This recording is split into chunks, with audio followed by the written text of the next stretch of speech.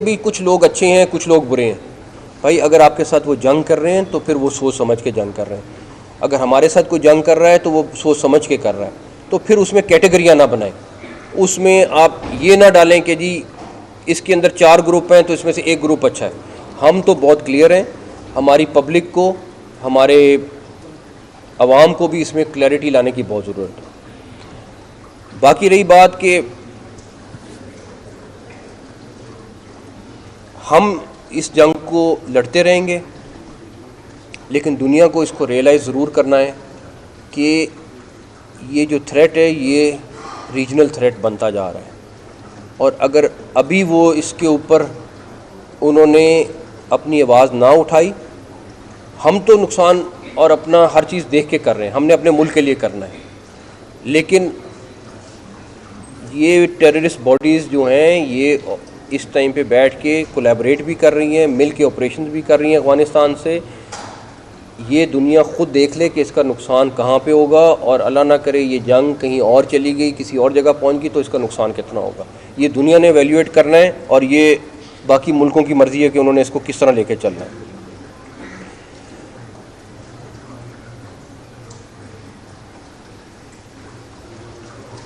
तो बाकी मैंने डिटेल आपके साथ ये बता रहे हैं अभी तक कितने लोग इसमें गिरफ्तार हुए हैं, और रेकी क्या यही हमलावर करता रहा, या जो लोग पकड़े गए हैं उनमें से भी किसी ने रेकी की है इसकी? जो लोग मैंने आपको बताया 4 लोग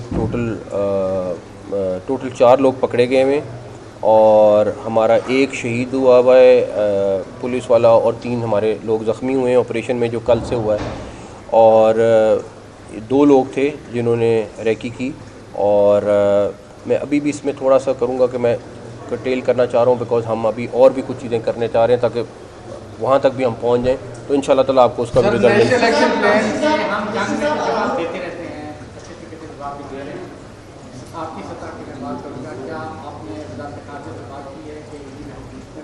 हम ब्रीफ करेंगे इंशाल्लाह अगले दिनों में ब्रीफ करेंगे इंशाल्लाह।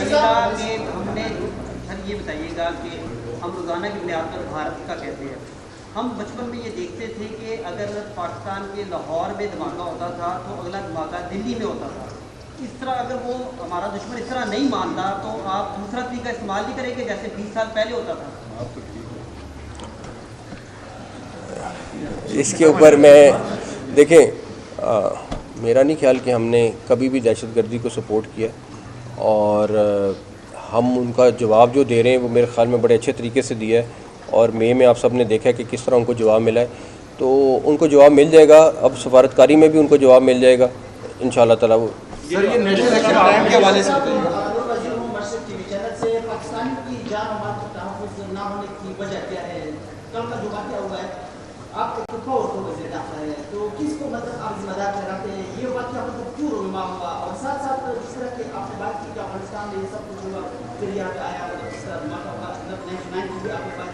तो की आप लगानी समझते हैं, और 75% बजट जो कि सिक्योरिटी के लिए पाकिस्तान रखता है, तो 75% बजट के बावजूद पाकिस्तान की जान मतलब क्यों नहीं?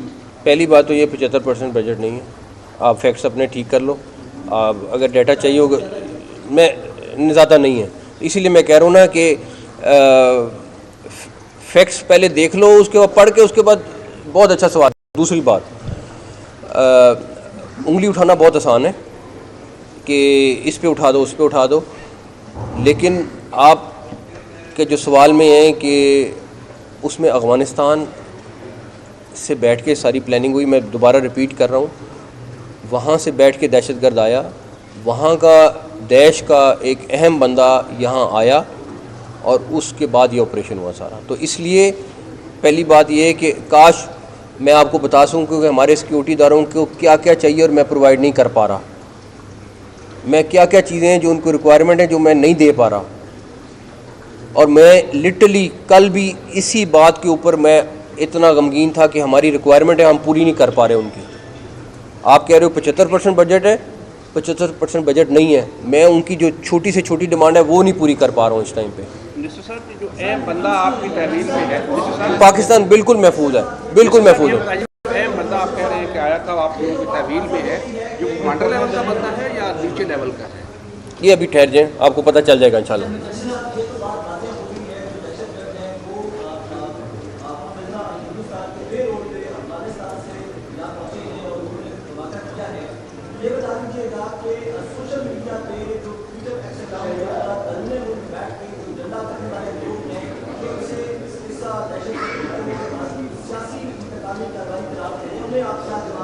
देखें, पहली बात ये है कि बहुत सारे हमने अकाउंट्स पकड़े हैं जो ट्विटर पे और बाकी जगहों पे हैं जो टेररिस्ट भी यूज़ कर रहे हैं और उनको बंद नहीं किया जा रहा। हमने ऑलरेडी गवर्नमेंट ऑफ पाकिस्तान उनको लिखा है कि भाई अगर आप तो छोटी सी चीज़ के ऊपर जो है वो चीज़ को अकाउंट को बंद कर देते हो, आप लोगों के फेसबुक या बाकी अकाउंट होते हैं उसमें आप ज़रा सा कुछ कोई एक बैन ऑर्गेनाइजेशन का चलाएंगे तो वो आपको ब्लॉक कर देंगे, लेकिन यहाँ पे ये ब्लॉक नहीं कर रहे।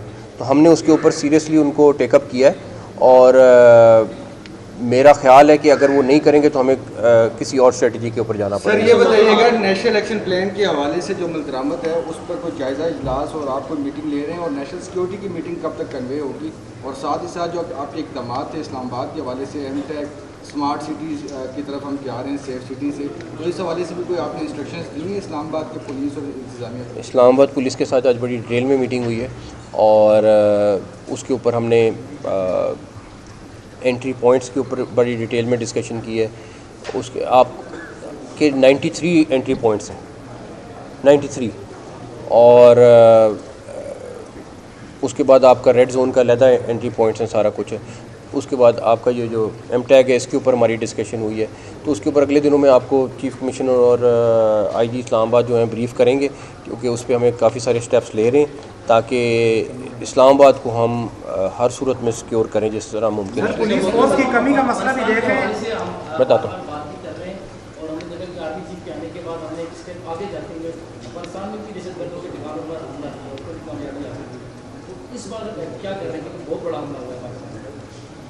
बस आप वेट करें इंशाअल्लाह ताला। पुलिस फोर्स की कमी का मसला भी देख रहे हैं, 1.5 साल से भर्ती जो है वो भी अल्तवा का शिकार है लोग।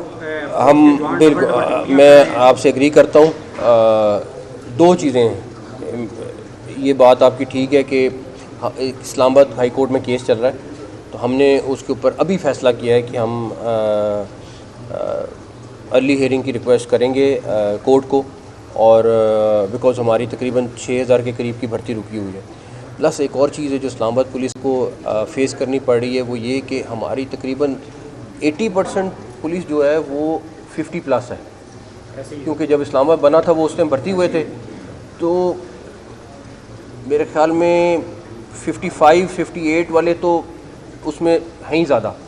तो हम उसके ऊपर भी देख रहे हैं कि कैसे काम करना है, बिकॉज डेफिनेटली एक जो 58 या 57 साल का होता है और जो एक 30 साल का या 25 साल का नौजवान है उसमें बड़ा फ़र्क होता है।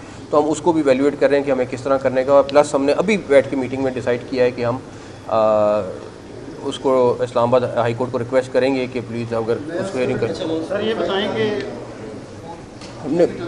हमने अभी किया डिस्कस, मैं 1-2 दिन बाद फिर दोबारा इनसे मिलने लगा हूँ, उसके ऊपर हम डेफिनेटली चीज़ें करेंगे। एटलीस्ट देखें, बहुत सारी चीज़ें, ये तो परफेक्ट तो अल्लाह ताला की ज़ात है, उसके अलावा कोई नहीं है, लेकिन ऑलरेडी हम उस पर काफ़ी चीज़ें कर रहे थे, लेकिन जहाँ पे कहीं पे कोई गैप्स या कमियां हैं हम इंशाल्लाह उसको पूरा करेंगे।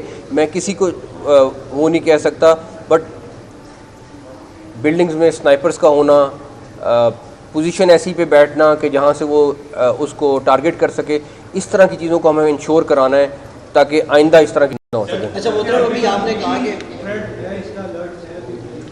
अल्लाह ताला खैर करेंगे, अल्लाह ताला खैर करेंगे कि जो सिक्योरिटी इदारे हैं कुछ चीज़ें आप उनको नहीं प्रोवाइड कर पा रहे हैं, हालांकि तासुब तो ये पाया जा रहा है कि आप बहुत मजबूत वज़ीर दाखिला हैं। जब अरबों रुपए की सड़कें और पुल बन रही हैं तो उनको फंड देने में या उनको चीज़ें प्रोवाइड करने में क्या कमी जो है वो कहाँ पे क्या गैप आ रहे हैं, क्यों नहीं दे पा रहे? और दूसरा ये कि हिंदुस्तान की बात करें तो भारतीय मीडिया ये कह रहे हैं कि बजने के जो मैच है जिसका हमने ऐलान किया था कि नहीं खेलेंगे, तो वो उन्होंने कहा कि हमारी बैकडोर जो है वो चीज़ें चल रही है और वो हम खेलेंगे, इस पर भी ज़रा गाइड। पहली बात ये है कि CDA बिल्कुल इंडिपेंडेंट है।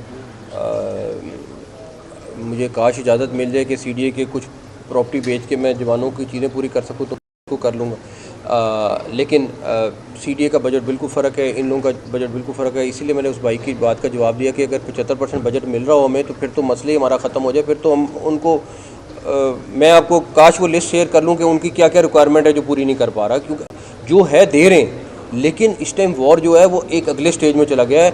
उनके पास सारा अमेरिकन वेपन है जो वो इस्तेमाल कर रहे हैं, उनके पास वो अमेरिकन टेक्नोलॉजी जो वो छोड़ गए वो इस्तेमाल कर रहे हैं, और हमारे पास वो वाली चीज़ें नहीं है। हम अपने आप को अपग्रेड कर रहे हैं लेकिन जिस तेज़ी के साथ हमें करना चाहिए वो नहीं कर पा रहे, बिकॉज हमारे अपने फाइनेंशियल इश्यूज़ हैं।